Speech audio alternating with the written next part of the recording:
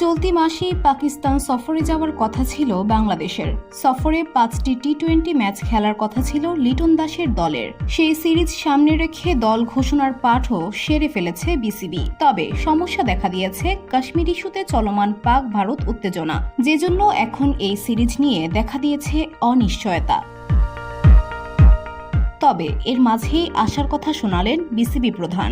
আগামী 25 মে শুরু হতে যাওয়া এই সিরিজে ভবিষ্যৎ নিয়ে ধোঁয়াশা তৈরি হলেও সেটা এখন অনেকটাই কেটে গেছে। কেননা ভারত পাকিস্তান উত্তেজনার ফলে পিএসএল ও আইপিএল বন্ধ হয়ে গেলেও শনিবার যুদ্ধবিরতিতে সম্মত হয়েছে দুই দেশ, যার কারণে ফের আসর দুটি মাঠে গড়ানোর চেষ্টা করছে দুই দেশের বোর্ড, যা দেশে আশায় বুক বাঁধছে বিসিবিও।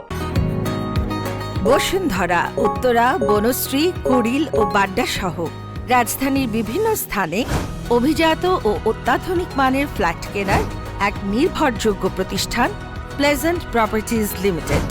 তাই আপনার স্বপ্নের আবাসনের জন্য আজই যোগাযোগ করুন।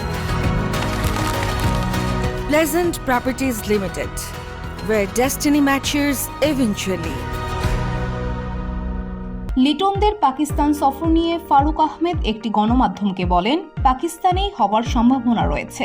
এখন তো ওদের সব বন্ধ হয়েছে ভারত পাকিস্তান উত্তেজনা। আমরা দুবাইয়ে সংযুক্ত আরব আমিরাতের বিপক্ষে খেলতে যাচ্ছি। সেখানে দুটো ম্যাচ হওয়ার পর বুঝতে পারবো কি অবস্থা। পাকিস্তান সিরিজ নিয়ে আশাবাদী ইনশাআল্লাহ। এদিকে যুদ্ধবিরতি ঘোষণার পর থেকে পিএসএল এর বাকি 8 ম্যাচ আয়োজন নিয়ে তোড়জোড় শুরু হয়েছে। কেননা পূর্ব নির্ধারিত সূচি অনুসারে পিএসএল এর ফাইনাল হওয়ার কথা ছিল 18 মে। VOD Bangla news desk.